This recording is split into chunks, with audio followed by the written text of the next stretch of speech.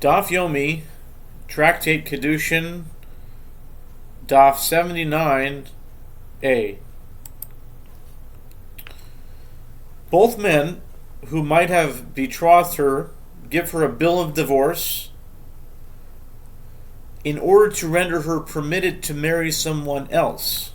And if they wish and agree between them, one gives a bill of divorce and the other marries her. And similarly, with regard to a woman who authorized her agent to betroth her, and then she went and betrothed herself to someone else, if her own betrothal preceded that of the agent, her betrothal is a valid betrothal. And if that of her agent preceded hers, the agent's betrothal is a valid betrothal. And if they do not know whose betrothal came first, both men who may have betrothed her give her a bill of divorce, and if they wish, one may give a bill of divorce and the other marries her. Gemara. And it is necessary to state this halacha with regard to one who betroths his daughter as well as with regard to a woman who betroths herself. As had the Mishnah taught us this halacha only with regard to the father himself, one might say that it is because a man is expert with regard to lineage, and his decision to betroth his daughter on his own after having appointed an agent must have been due to the superior lineage of the man that he found willing to marry her. But with regard to a woman who is not expert with regard to lineage, one might say her betrothal should not be considered a valid betrothal, as she still intends for her agent to be able to accept betrothal for her from a man with superior lineage. And conversely, had the Mishnah taught us this halacha only with regard to the woman herself, one might say that it is because a woman is particular about whom she marries. In other words, she is careful when selecting a husband for herself. Therefore, she would have chosen the partner she deems most suitable and would not want the agent to act on her behalf after she had found someone on her own. But with regard to the father, one might say that he does not care to the same extent, and he may authorize the agent to act in any case. Therefore, it is necessary for the Mishnah to include both cases. It was stated that the Amoraim discussed the following question. If her father betrothed her on the way when she was traveling, and in the meantime she betrothed herself in the city, and she is now a grown woman, Rav said, she is a grown woman at present, and her father cannot currently betroth her. Therefore, even if he did betroth her at some point, his betrothal is assumed not to have taken effect. And Shmuel said, we are concerned with regard to the betrothal of both of them. The Gemara clarifies the case.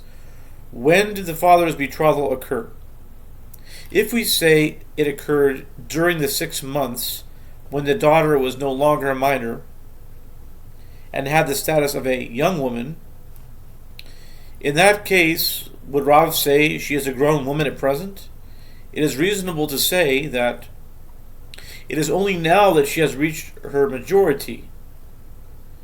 In other words, assumed the status of a grown woman. And in that case, her father's betrothal should take effect, since a father can betroth his daughter when she is a young woman. Rav would not rule that the father's betrothal is disregarded. Rather, perhaps, it occurred after the 6 months had elapsed since she became a young woman. In that case, would Shmuel say we are concerned with regard to the betrothal of both of them? But doesn't Shmuel say the difference between the status of a young woman and the status of a grown woman is 6 months alone, after which the girl has the status of a grown woman, which means her father can no longer betroth her? The Gemara answers no. It is necessary in a case where he betrothed her on the day that these 6 months were completed. Rav said, she is a grown woman at present. There is therefore a presumption that she is now a grown woman.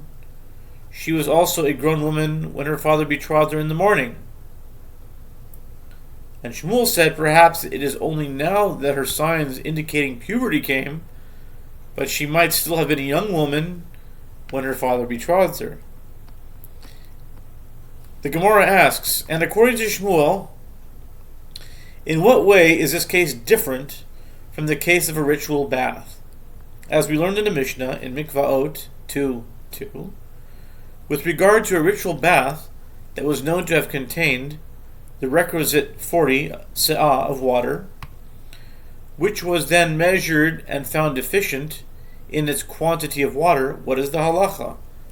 All pure items whose purification had been performed in it, in other words, any impure items that had been purified through immersion in this ritual bath, retroactive to when the ritual bath was last measured, whether this ritual bath is found in the private domain or in the public domain, are impure. This indicates that the current situation, in other words, the deficient ritual bath, is presumed to extend back until when it was known with certainty to have contained the requisite amount of water. In this case, too, the woman should be considered a grown woman at the time of the first betrothal, and the second betrothal should not take effect. The Gemara answers there, in the case of a ritual bath, it is different. Since it can be said, maintain an impure item in its presumptive status, and say that it was not properly immersed, there the presumptive status of the item being ritually impure is supported by the current state of the ritual bath, which is now deficient.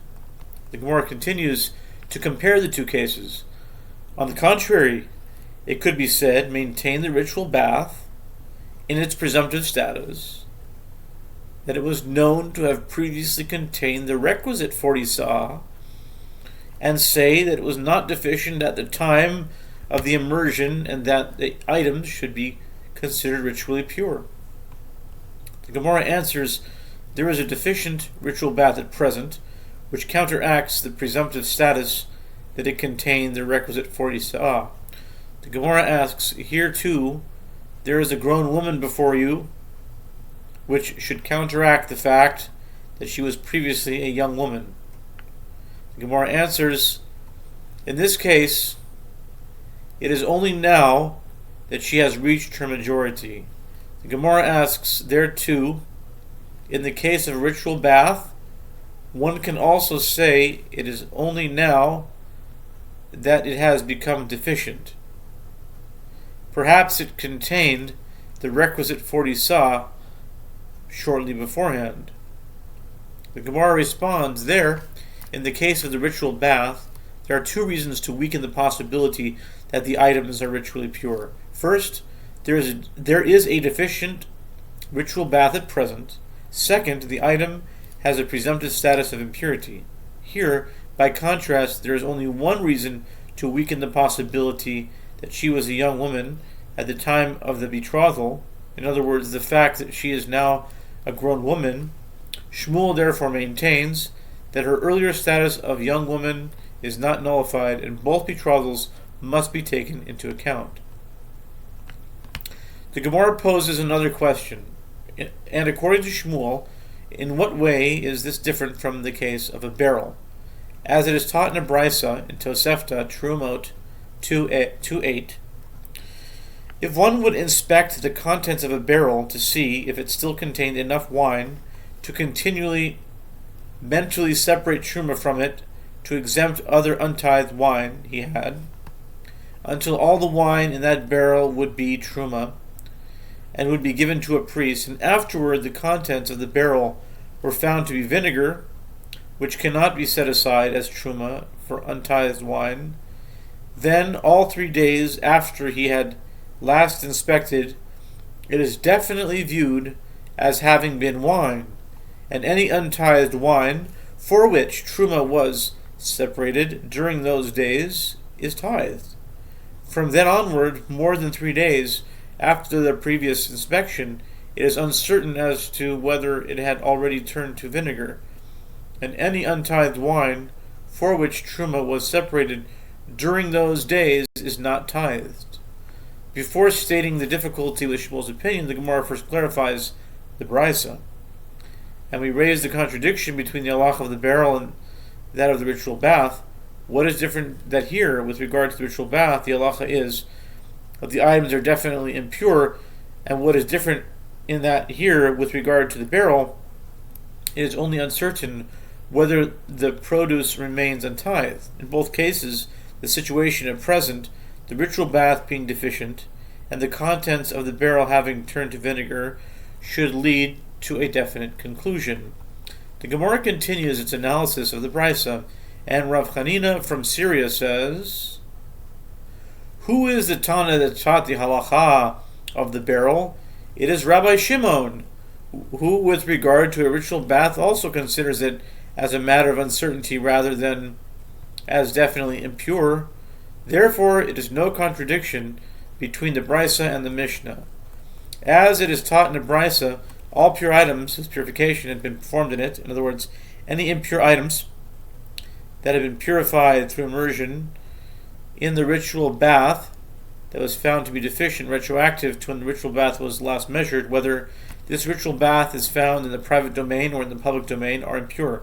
Rabbi Shimon says that they are impure due to the uncertainty, and therefore, if the ritual bath was located in the public domain, they are pure in accordance with the principle that uncertain cases of impurity in the public domain are deemed pure. But if the ritual bath was located in the private domain, the decision is suspended. In other words, if the impure items came into contact with truma, one may not partake of the truma due to the uncertainty, but it is not burned as though it were definitely impure. The Gemara returns to complete the difficulty with Shmuel's opinion, but according to the rabbis, who hold that in the case of the ritual bath, the items are definitely impure with regard to the wine that had been exempted from truma by means of separating truma from the contents of the barrel, that wine will be untithed produce retroactively, since they hold that the current status extends to the past.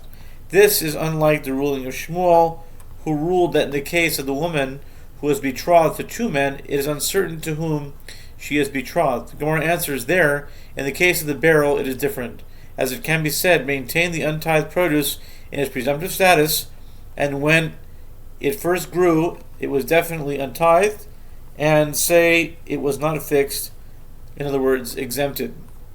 I think for time, we'll stop here. This concludes the reading for Kiddushin 79a.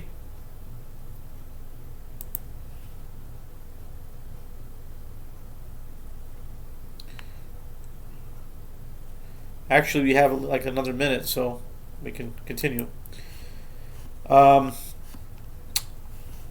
The Gemara asks, on the contrary, why not maintain the wine in its presumptive status and say it had not turned to vinegar? The Gemara rejects this. That is impossible, as it turned to vinegar at present. The Gemara replies, in the case of betrothal, here too she is a grown woman at present.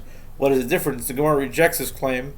With regard to the woman, it is possible that only now has she reached her majority. The Gemara challenges, here too it could be that it is only now that it has turned to vinegar, but not earlier. And I think we have pretty much run for time. We have about a minute left, but I think we'll stop right here at 14 minutes.